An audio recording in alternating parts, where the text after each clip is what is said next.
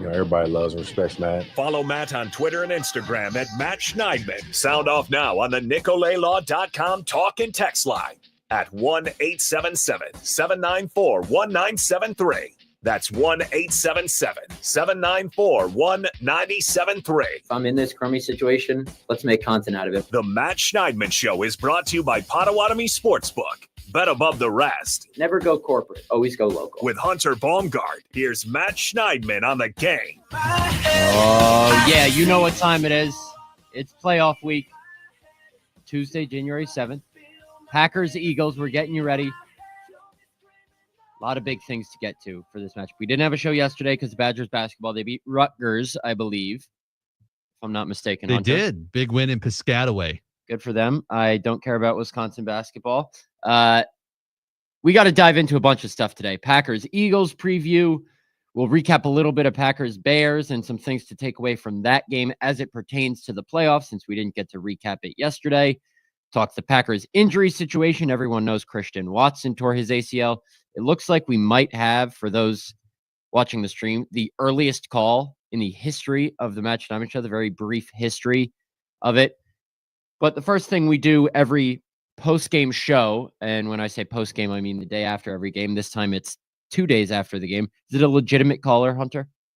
It is, yeah. We've got a caller. Look, Thomas in La Crosse called us yesterday, and I had to tell him there was no show. So he said, all right, I'm calling back tomorrow. And he has called in right at 6 on the dot. Interesting. Okay. Yeah. Well, since we have a sponsored segment to start the show, we need to do that first. Absolutely. He can and be, then Thomas he'll be from there La for a Crosse couple of minutes. can get his call in. We appreciate him calling in. Yes. As we always do, our final judgments presented by Habush, and Rotier.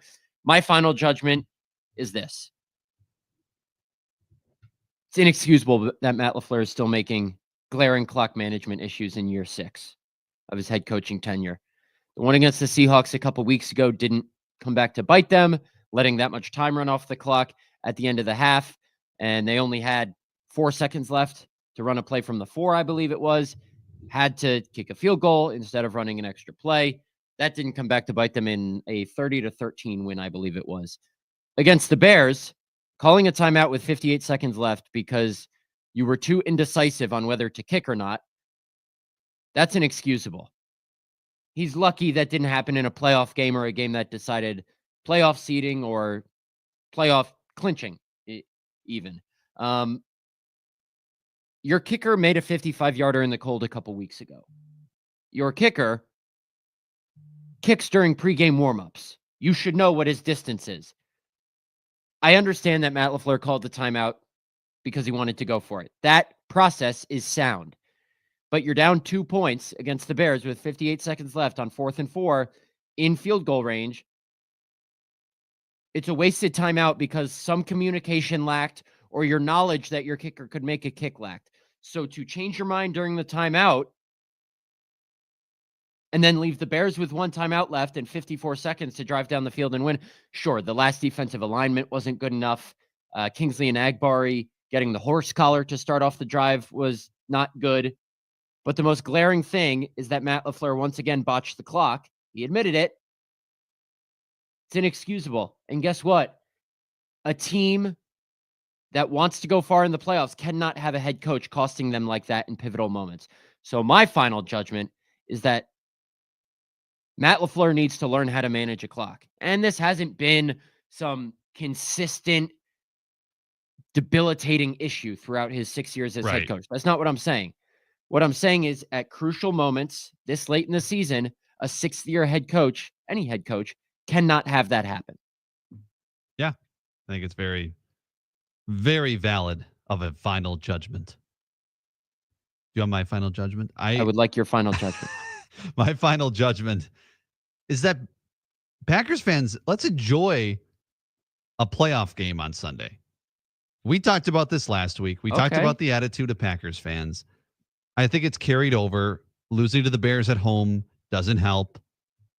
But I think it seemed like Love probably could have gone in. LaFleur said he was good to go back in. So if the Packers had to win that game, I think they might have won that game. I think, although Willis played well, but I think if Love comes back, I think they win that game. I think we need to put that behind us. It's not a given that the Packers just make the playoffs. I know it feels like that because, especially during my lifetime, there's not been a lot of years that the Packers have not made the playoffs. But you still got to enjoy every single time it happens because there's a lot of franchises. In fact, 6 of them don't have head coaches right now that just continue. The Raiders have had, this will be their 4th coach in 5 years. Like, there's organizations that just don't get this. So enjoy a chance to go into Philly and pull an upset and see what happens then in Detroit. But yeah, that's my attitude going into this week. I'm going to enjoy the absolute heck out of thinking about, okay, how can they win? What's the kind of the strategy, listening to the coaches and players this week, and go into Sunday and enjoy a football game. No doubt. I want to touch on that a little bit more, your final judgment, but I want to get to Thomas and Lacrosse on the phone line. For now, though, those were our final judgments presented by Habush, and Rotier. National reputation, hometown service. Go to habush.com. That's HABUSH.com. All right, Thomas and Lacrosse, thank you for waiting. What do you got? Not a problem. Hey, sorry that yesterday couldn't work. Did the Badgers win, by the way? Really quick. They did, yes. Oh, well, it makes this call even more worthwhile. Well, good evening to you both, Matt Schneidman and Hunter Baumgardt, and to the audience. Happy Tuesday, everybody. Well, I wish this call would have come on better terms, but I agree with our final judgment opening segment. We do have a playoff already secured. I mentioned this, Hunter. This is more to you. Grant Bills, by the way, says hi. I talked to him earlier this afternoon, yesterday, that is, along with Hunter Baumgardt. You remember Rob from Stoddard? I do. Yeah, he called in yesterday, the Grant show. He usually doesn't, but do we have a question? Yeah, do we? Let's get to the. I'm getting there. Trust. I'm right here. My question is this: why is our defense not living up to its potential? Right? If there's one thing, well, 2 things better yet, that we need to improve on in order to potentially even win this game against Philadelphia, which I don't even foresee happening. It could be a close game, it could be a blowout, but our defense needs to improve, Matt. And our special teams need to improve. And moreover, I think somebody veteran leadership-wise from the team, I talked with Billy and Armin earlier this morning too and told this to them, and they heavily agreed. And I think you will too, Matt. We need somebody veteran leadership to step up and say, hey, we need to change something around from this Bears game because that is unfrickin' unacceptable, right? We had a chance. Late in the game, and I was catching the game on a flight back. Went to the Caribbean for a week with the family to celebrate my dad's retirement from teaching at the university here in La Crosse. So I was watching it on the plane ride back, but unacceptable. I mean, right? Like, let's get somebody veteran leadership, stand up, say, hey, we need to turn this around, guys. We need something from somebody there to just fire this up, get some energy going in the locker room to hopefully, and I say this really, really hopefully, get a wild card win. And very realistically, I see the Packers making an early second round exit. 2 other quick notes, and then I will get a go in here. I'm going to a basketball game tonight. Go Rangers. But first one. Wait, hold on. You just said you don't think they're going to beat the Eagles. Then you said you're predicting an early second round exit. That is if things go according to plan, like what I just said. Like if our defense, if our special teams improve, that would be a surprise for me. All right, listen, I would be surprised if the Packers won. Don't get me wrong. I'm predicting, put it on the record, Thomas from La Crosse predicts the Packers lose to the Eagles. Okay, excellent. I'm just saying if the Packers do win. Yeah. Okay. We appreciate it. Thank you for the call, Thomas. We have a show to do. I appreciate the enthusiasm, and I appreciate you got all those talking points. Did you like how he kind of slid in there the trip to the Caribbean? It was got like his trip to the Caribbean. His dad retired. He's Go plugging Rangers. Another radio show on our radio I know, show. Right? What are we doing? Thomas, I will say this. I remember him calling in recently, and he had like 5 talking points, and I love it. I love the enthusiasm. We appreciate you listening to the show. I mean that sincerely. That being said, I sometimes struggle to remember everything he asked about, but the 2 things I remember that I want to touch on is he says the defense needs to be better than last game on the last drive, maybe. I mean, they lost what, 24-22. Mm-hmm. 7 points were given up on a punt return. So, yeah, special teams needs to be better in that regard. 7 points were given up on a 21-yard drive after Jaden Reed lost a fumble. So, the defense essentially gave up 10 points. That's great. They finished number 6 in scoring defense in the NFL this season. By far and away, and I mean by far and away, if I'm the Packers, I'm far more worried about the passing game than the defense. Matt LaFleur admitted after the game, passing game is not good right now. Jordan Love said he needs to be more accurate, better ball placement. The Packers' passing game is a far bigger issue than their defense right now. Their special teams has been fine all season. It was shaky against the Bears with the high snap from Matt Orzik on the opening drive, and then the fluky punt return. I don't think that'll happen again. But what they need is to get Jordan Love going and hope Jordan Love's hand is healthy. And then they need a veteran leader, sure, but I think they have those veteran leaders. I think Josh Jacobs is that veteran leader. I think Jordan Love is that veteran leader. I think Xavier McKinney, first and foremost, is that veteran leader. Yeah. Quickly want to plug. I sat down, as I mentioned last week, with McKinney for 25 minutes last week.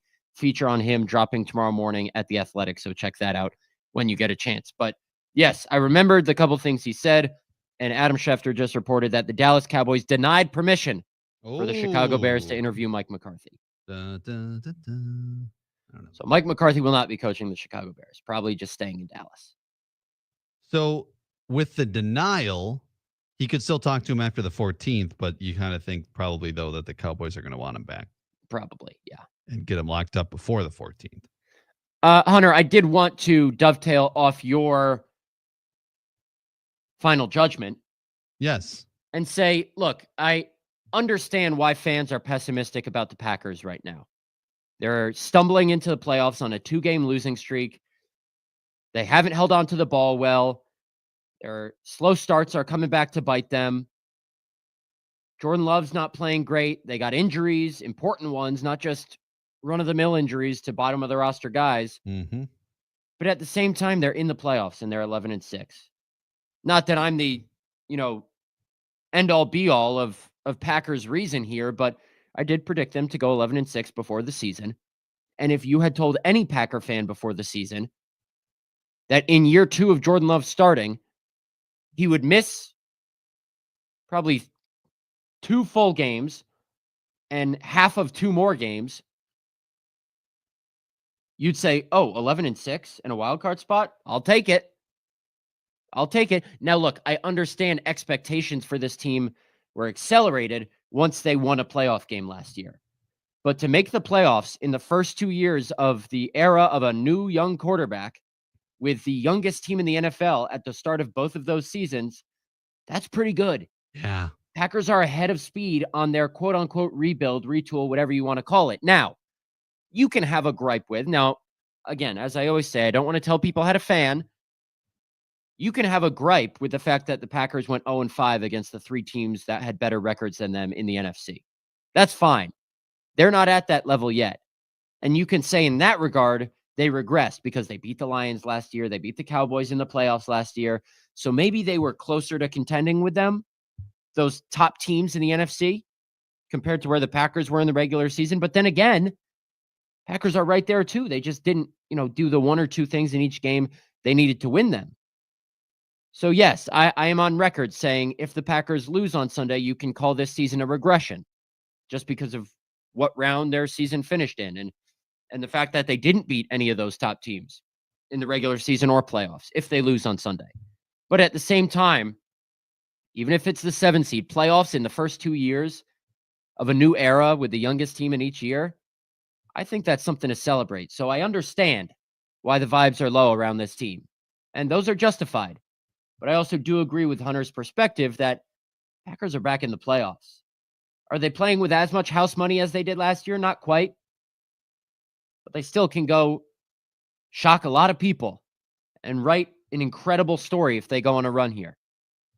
Absolutely. I think last year was a little bit of a I said last week, magic carpet ride. I think that's kind of the way to put it because it was kind of out of the blue and it was all right, let's just see what happens.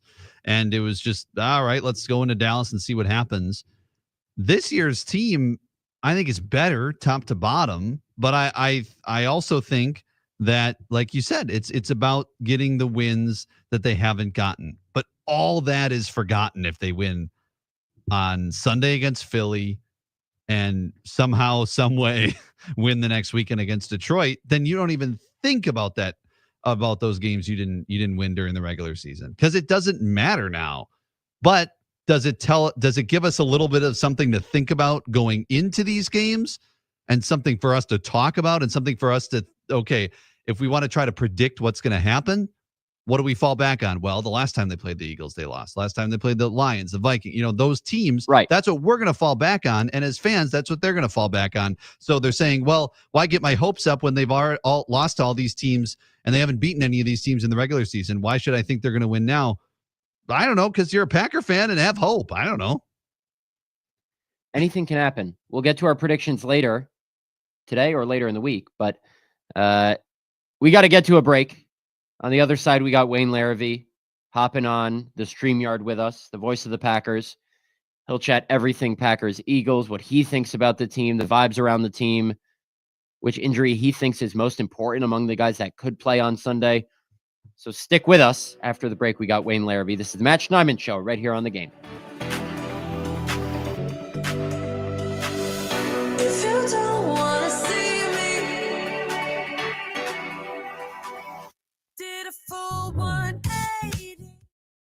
KB here. If you've got nagging aches and pains, you got to try Happy Place Hemp CBD and Delta 8 gummies. Just go to happyplacehemp.com, use the promo code DrewKB at checkout, get 25% off your order. Start feeling better right away. That's happyplacehemp.com.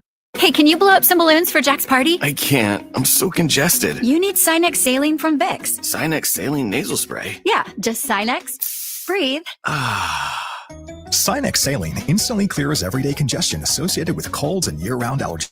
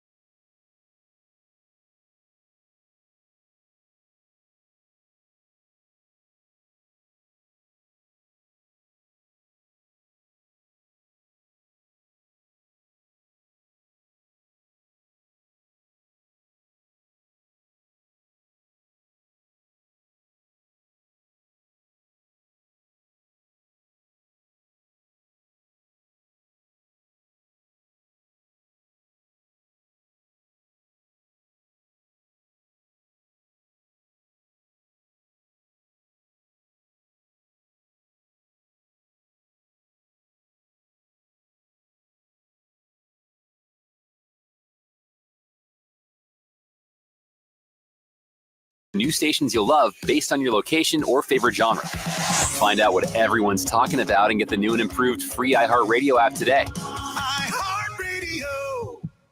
Milwaukee's FM home for sports. 97.3 The Game.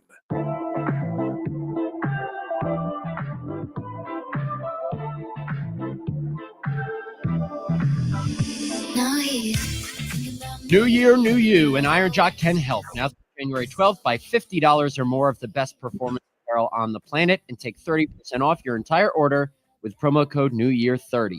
And if 30% off wasn't enough, Iron Jock will throw in one of their antimicrobial workout towels for free. Go to ironjock.com for details. That's ironjoc.com. Now through January 12th, as we welcome on the voice of the Packers, the longtime voice of the Packers, Wayne Larrivee. And I might have him beat on the background, and I haven't showed this yet, but I hung it up today. I flashed it on the show last week.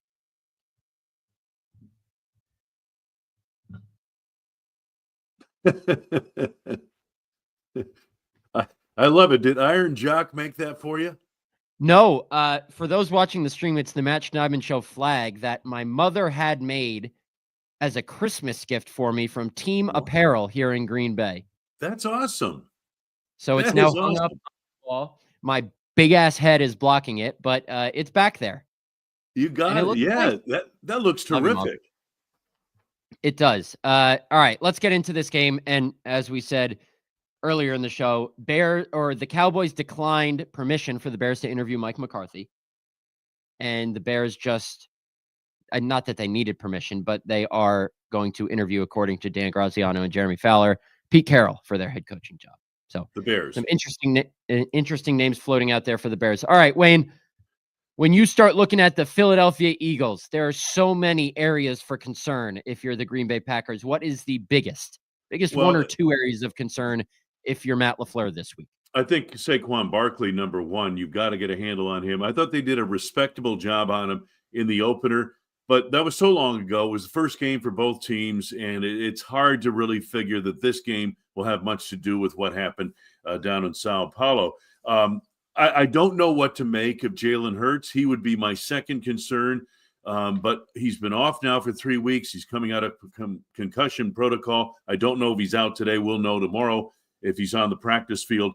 The third thing would be on offense, and speaking from a defensive standpoint, Green Bay, are the two outside receivers. Because, part of the reason why this running game works is because of the threat that Devontae Smith and especially A.J. Brown present. Now, this is not a deep receiving core. Green Bay has much deeper receiving core. But the Packers don't have two receivers of this ilk in their receiving core, and that makes Philadelphia very dangerous. Defensively, they forced turnovers. Zach Bond played like a first ballot Hall of Famer down in Sao Paulo.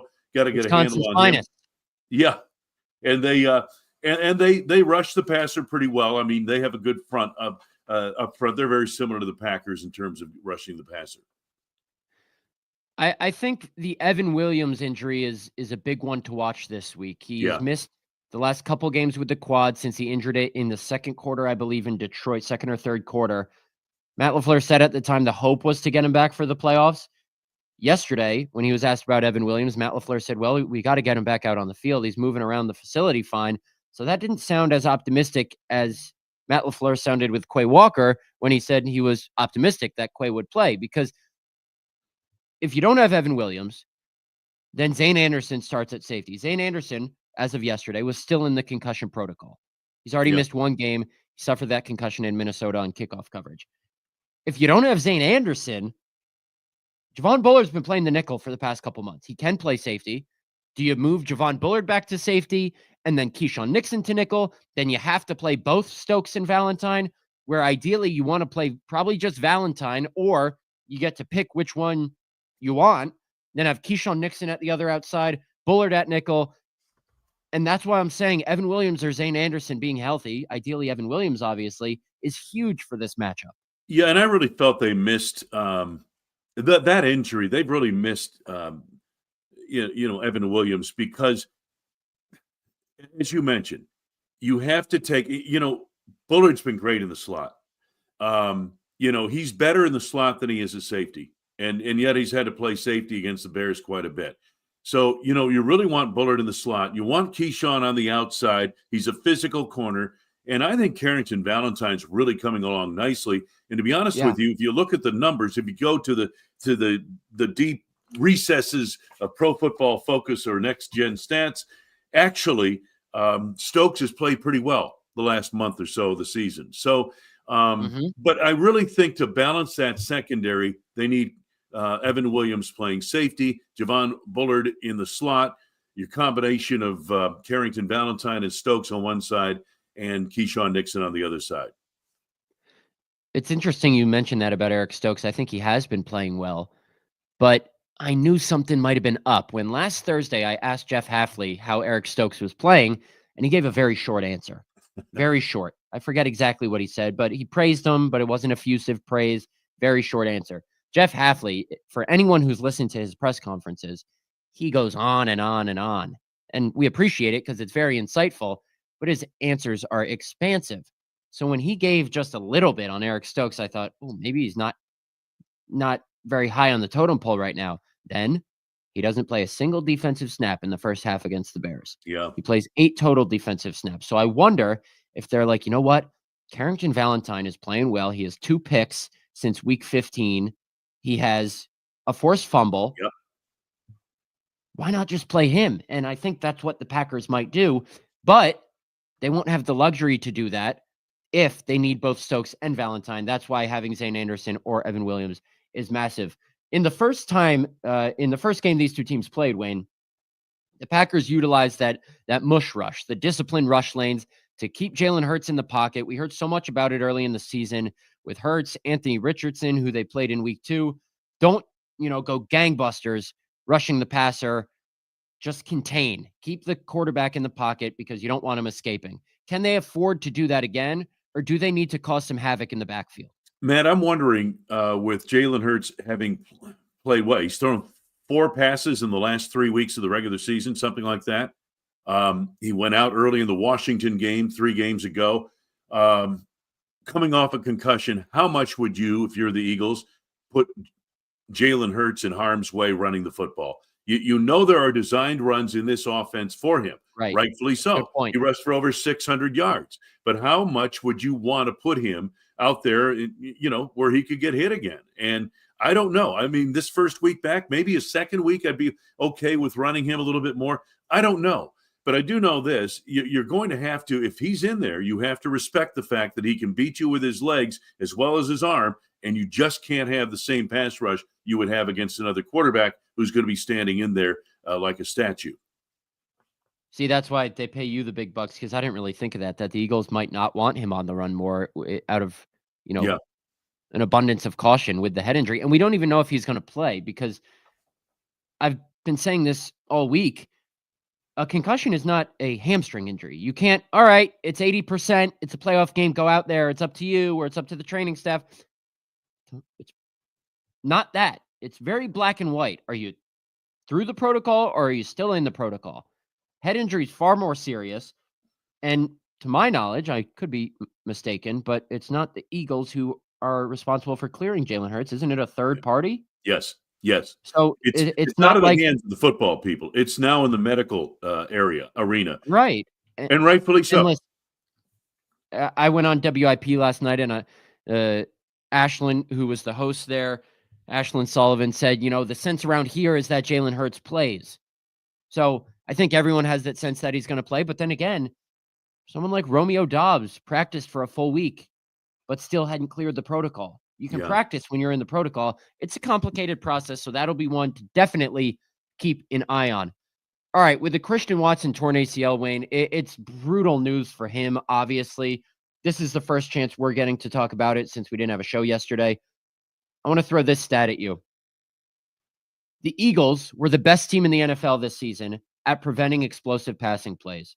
They only allowed gains of 16 or more yards on 10.3% of the pass attempts they faced. That was the lowest such percentage in the NFL. Christian Watson, 21.4 yards per catch on 29 catches this season. That wasn't enough catches to qualify for the league leaderboard, but only one player who did qualify in the NFL, Alec Pierce from the Colts, had more yards per catch. So the Eagles are the best team at defending the deep ball in the NFL. The Packers lose their best deep threat. What do they have to do now on offense to be able to move the ball in a passing game that has been rocky the last couple weeks? Yeah, and you know, Matt, it's funny what you just said about the passing game. I started to notice it in the New Orleans game. And of course, nobody cared. They're blowing out the Saints, and who cared? But I noticed that Jordan wasn't quite as sharp in that game. And then the Minnesota game, and I said, well, maybe it was just the pass rush because it was a factor in that game for Minnesota. And then against the Bears, not quite as sharp as he's not on fire the way he was last year going into the playoffs. You know what I mean? He's not at that level from and he said just that. a pure polish situation. Would you agree?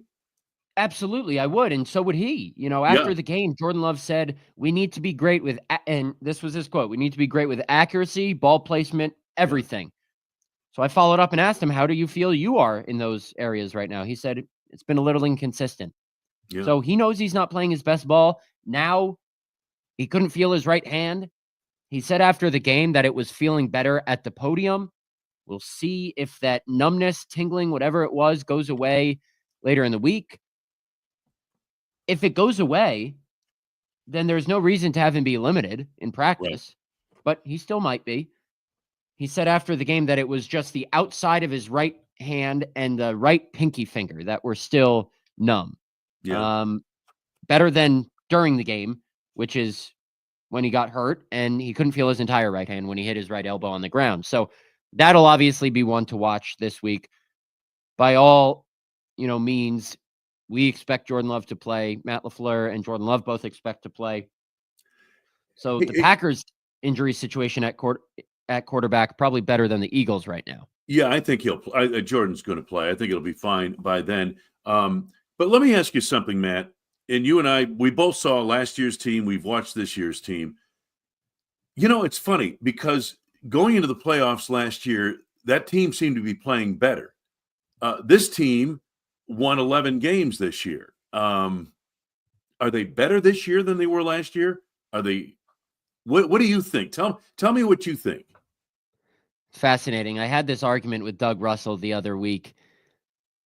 I said, and this doesn't directly answer your question first, but I'll get to it. I said that if the Packers lose in the first round, then you can consider their season a regression, just because it seems like they're not quite there with the best teams in the NFC. And last year, it did seem that way to a degree because they beat the Lions in the regular season. They beat the Cowboys in the playoffs. So you felt in a way the Packers were closer to the top, even though they've only lost those 5 games to those 3 teams by a combined average of 4.4 points. So in that sense, I argued that, okay, if they lose in the first round, not only do they not go as far in the playoffs, but it seems maybe they took a step back in the NFC hierarchy compared to at least what they went into the season expected to be. But like you mentioned, they won 2 more games. And if you had told people before the season the Packers are going to go 11-6 after a 9-8 season, you say, okay, that's improvement. On paper, I think they're a better team. But it's the results that matter. So if they win a playoff game, then you can say it's a better season because they had a better record and went the same distance or further in the playoffs. But maybe it's a cop-out answer, but it really depends on how they do this Sunday, I think. I don't know. What do you think? I think they're a better team. I agree with you. They probably have lost ground to the upper echelon of the NFC. You know what I mean? Detroit, Minnesota, Philadelphia, those teams. But I think the Packers are a better team than they were a year ago. And my major factor is the defense. I think, although this defense still, I mean, come on, all this consternation over Matt LaFleur calling a timeout, you're the defense. You've got the Bears with 48 seconds ago, 1 timeout. They're on their 20-yard line. And how do you not stop them? You know what I mean? How do you not make a play and stop them? A rookie quarterback, that's the thing that drives me nuts. Jeff has done such a great job with this defense. And I think play to play, they're so much better. They're so much better against the run. And I'm really excited about this defense. But then I see situations like that with the Bears. I see situations where Sam Darnold need to get the Vikings going in the second half, needs a drive, one drive, boom, it's done.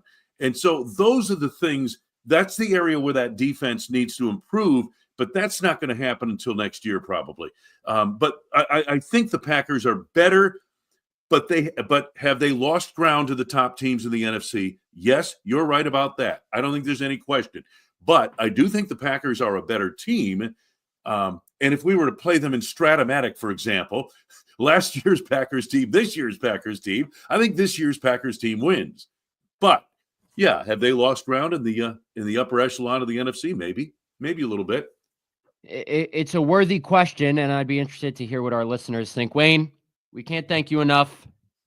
I love me some Philadelphia, so I'll see you out there. You got this it. Weekend. Appreciate you as always. If you have your game face on, I'm not talking to you. Oh, I'm not playing in the game. I'm good. You can talk to me whenever you want. Your game face when you're on the beat is tough, man. I'll meet you for a beer somewhere the night before or after, but boy, game day, you're a rough customer. I don't want to run into you on game day. I'm always a rough customer. Anyone who knows me knows I'm very easily irritable. So maybe that's why. Something will probably piss me off. Exactly. All right. Thanks, Wayne. Have a good one, guys. We got a caller, if he's still on the line. Yeah, one moment. Let's check. Da-dum, da-dum, dum, dum, dum. Is he still on the line? Hunter. He is on the line. All right. That's just riveting radio. We know how to do it. It's actually a different caller than earlier. Ben in Hartford is on the line. Ben in Hartford. What do we got? Hey, Matt. If it's okay, I got a couple questions from the Bears game, and then I would like to give you my opinion on what you and Wayne were just talking about. My questions from the Bears game, everybody's making this big deal about Matt LaFleur's timeout, and I do agree with everything that we're saying or you're saying. What bothered me more, though, is we got the ball at around the 50-yard line with under 2 minutes to go. Chicago has one timeout. Why are we running hurry-up offense? Our field goal should have been the last play of the game. It never made sense to me with that. I brought this up earlier on Brick and the Stick with John Kuhn, which you guys can find wherever you listen to your podcast. Why do the Packers need to make sure they get into field goal range first? If they take their time and, lollygag their way down the field, there's no guarantee they get into field goal range. So specifically, I'm talking about the third down run where I think they snapped it with like 19, 20 seconds left on the clock. I don't have a problem with that because you're not in a mode where you can say, okay, let's run this clock down to 0. You got to make sure you get into comfortable field goal range first. They were not in comfortable field goal range yet at the 50 or at the 37. You want to run plays that get you yards, not run plays with the intention of wasting time. So when you're at I don't know exactly what the situation was, but I get what you're saying, and it's a fair point.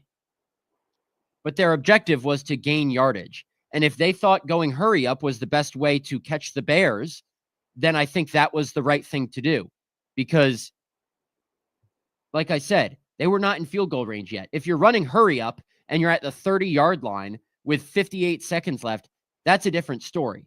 But they needed to get that first down first. So when you snap the ball with whatever it was, 19 seconds left on the clock and 58 seconds left on the game clock, or a minute 2, minute 4, whatever it was, that's understandable because you're not worried about, okay, let's make sure there's this much time left on the clock when we kick a field goal. You're worrying about getting into field goal range first. So I actually don't think that's nearly as egregious as the timeout or the last defensive alignment without kind of a whole defender at the line to gain on 3rd and 11, or as egregious as Kingsley Enagbari's horse collar tackle that just gifted the Bears 15 yards from behind the line of scrimmage.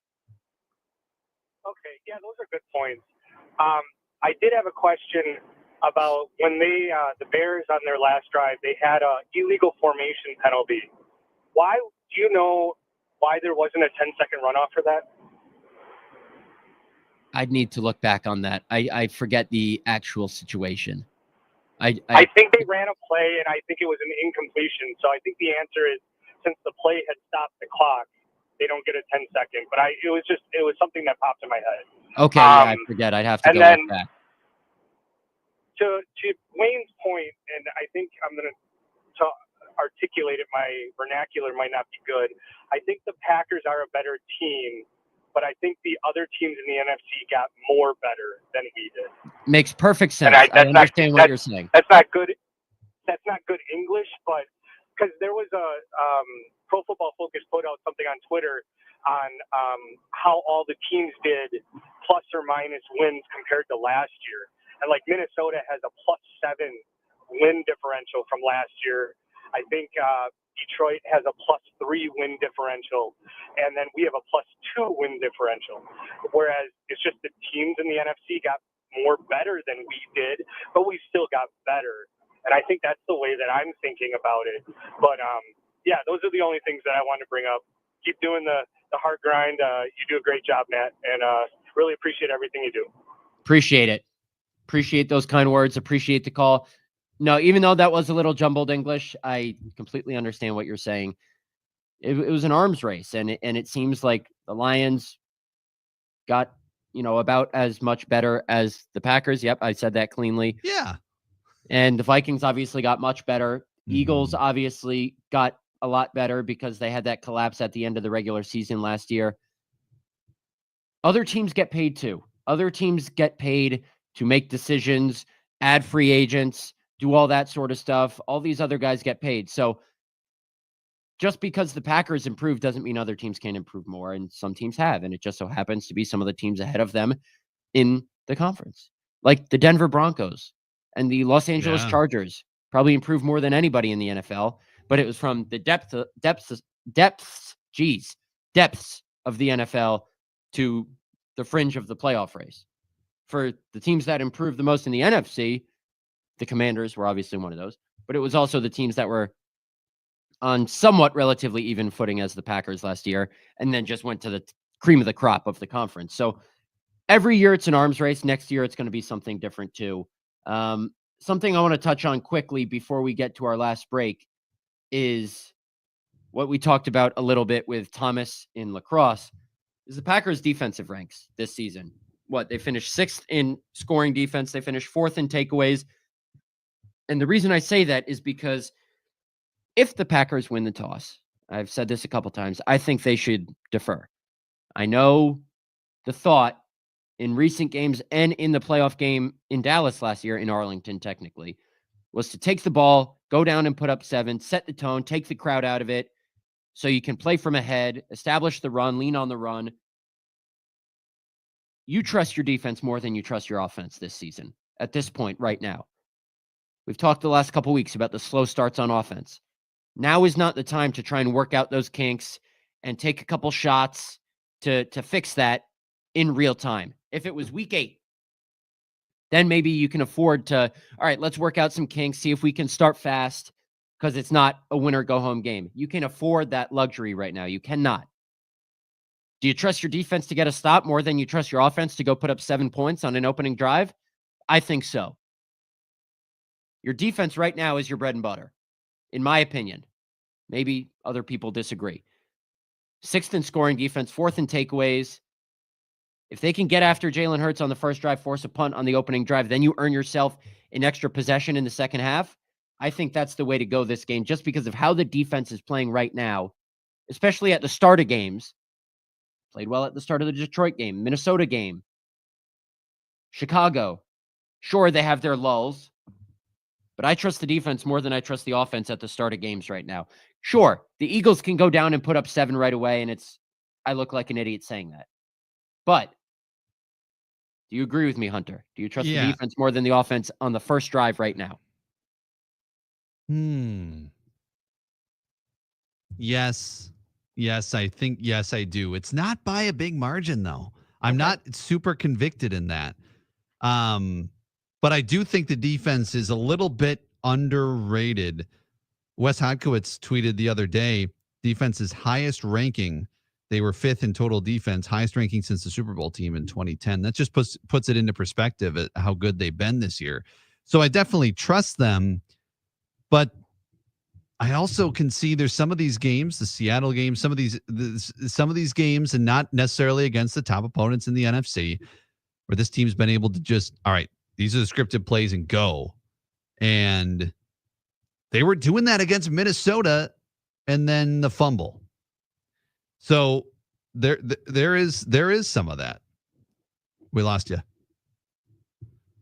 I think then their defense didn't allow any points on the ensuing Right. drive. I had muted Right. myself so I could sniffle because I have some of the sniffles. No, that's okay. So I just said that twice to myself. Right, exactly.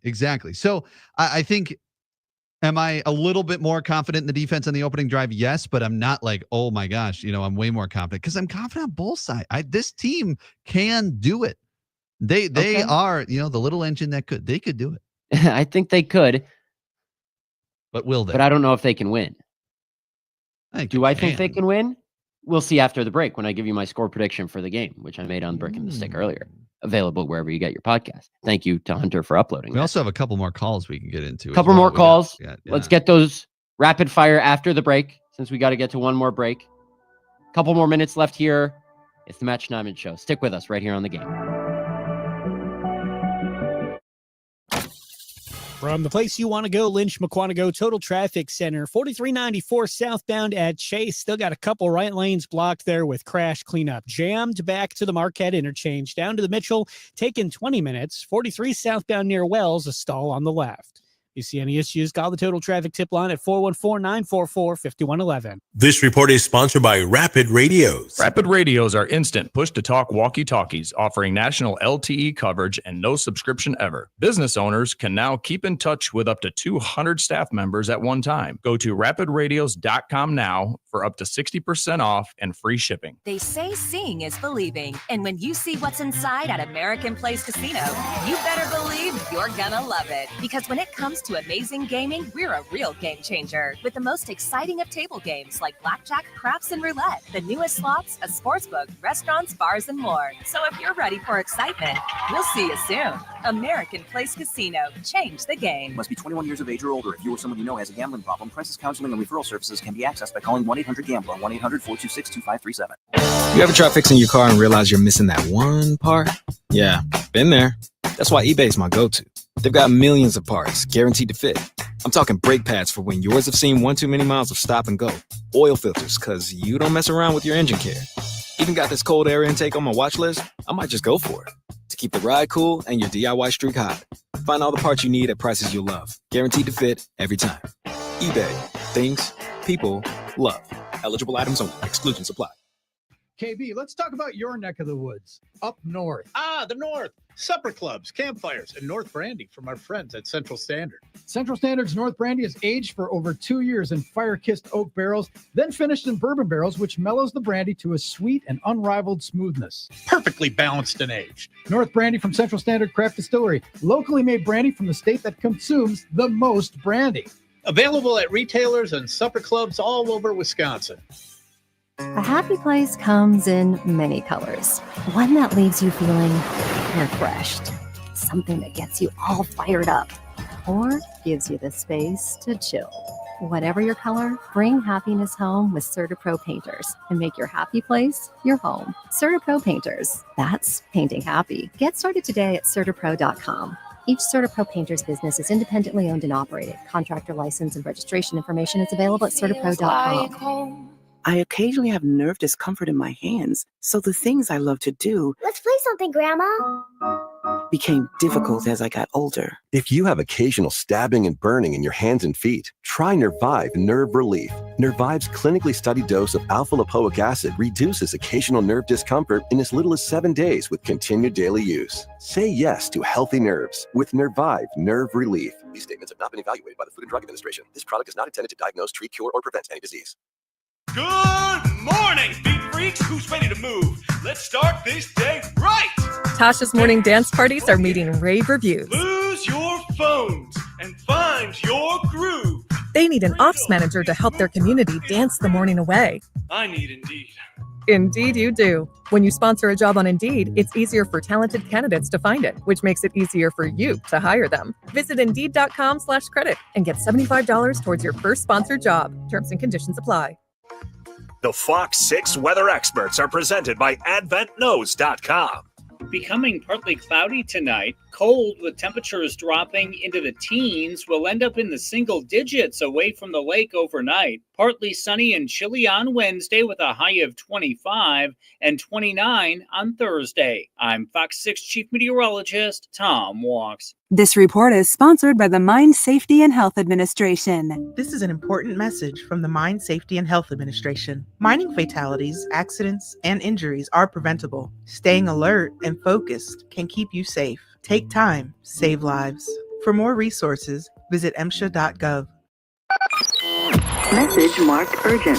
We're here for you now on the NicoleLaw.com talk and text line at 1-877-794-1973.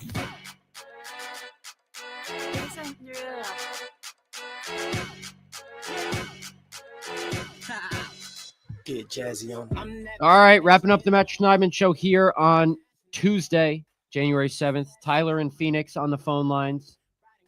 Got to get right to it. We got to make it quick. Only got a couple minutes left. What do you got? All right, you ate your vegetables. Let's talk about some dessert here, Matt. Brian Gutekunst, everyone's kind of been talking. Are they going to fill those last two roster spots?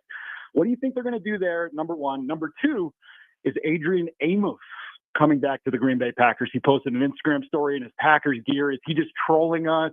We got people direct messaging his brother. He's giving a little eye emojis, things like that. Is he coming back to save the Green Bay Packers? And then also, Christian Watson's dad, everyone's favorite Twitter personality, of course, has been tweeting that the Packers have something special in replacement of his son.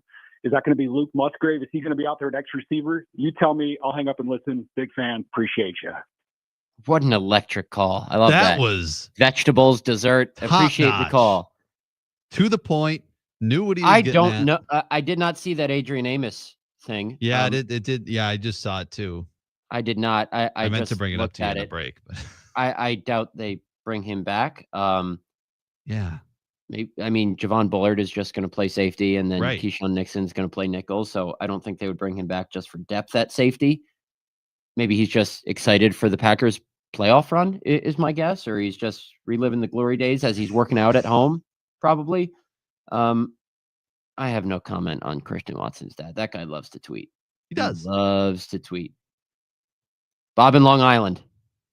What do we got? Matt, I just got to ask you, why doesn't this team like to throw over the middle? I mean, they kill us throwing over the middle, but we don't throw over the middle. We have two big, strong tight ends with great hands. That'll be a nightmare running down the middle of the field. We don't use them. Bob, I think you should be the offensive coordinator of the Green Bay Packers, or maybe the play caller. If Matt LaFleur gives up play calling to manage the clock and do only that, manage the clock and challenge calls, Bob from Long Island should be the offensive coordinator. It's a point that I've seen, in all seriousness, a lot of people bring up to take advantage of the middle of the field. I haven't taken a deep dive into it to see what the percentages actually are, when it's open, when it's not, what they're looking to do, the situation. So I can't give you a truly educated answer on whether it is actually a problem or if it's just something that a couple fans saw on Twitter, tweeted out in the moment, and it's gained traction. Maybe I'll look into it. Maybe. That's a big maybe. We appreciate everybody calling in to the show, and that's no disrespect. I'm going Eagles 28, Packers 24. That's going to be my prediction. I just think the Packers can limit Saquon Barkley and prevent him from taking over a game, but I do not trust this secondary against A.J. Brown and Devontae Smith. Yeah, that's a worry for me, too. I just don't. And I'm going to need to see Jordan Love in the passing game come alive before I pick them to win a game. And I probably won't pick the Packers to win another game the rest of the way unless they make it to the Super Bowl. And you have my word. If the Packers make it to the Super Bowl, I will pick them to win, regardless of if they're facing the Kansas City Chiefs or whoever they're facing. But I'm going 28-24 Eagles. I think the Packers keep it close. I think their defense does a solid job, but I just don't think that this offense and this passing game in particular is firing on all cylinders right now, and I'm not sure they can kick it into high gear with one game to save their season. I just don't. Maybe I'm wrong. Yeah, I'm going to wait on my prediction until the football feast on Thursday. Ooh, giving the people a little tease there, Hunter Baumgardt. I am, partly because I haven't decided yet. That's fair. And I think I picked the Packers every week this year, so it would be out of character for me not to. However, I still believe they can get the win. Okay. Well, we appreciate everybody for tuning in today. We'll be back tomorrow after day of availability. We'll get some sound from the locker room, from the podium. We'll see how Jordan Love's right hand is feeling, most importantly. Until then, though, he's Hunter Baumgardt. I'm Matt Schneidman. We appreciate everybody for listening.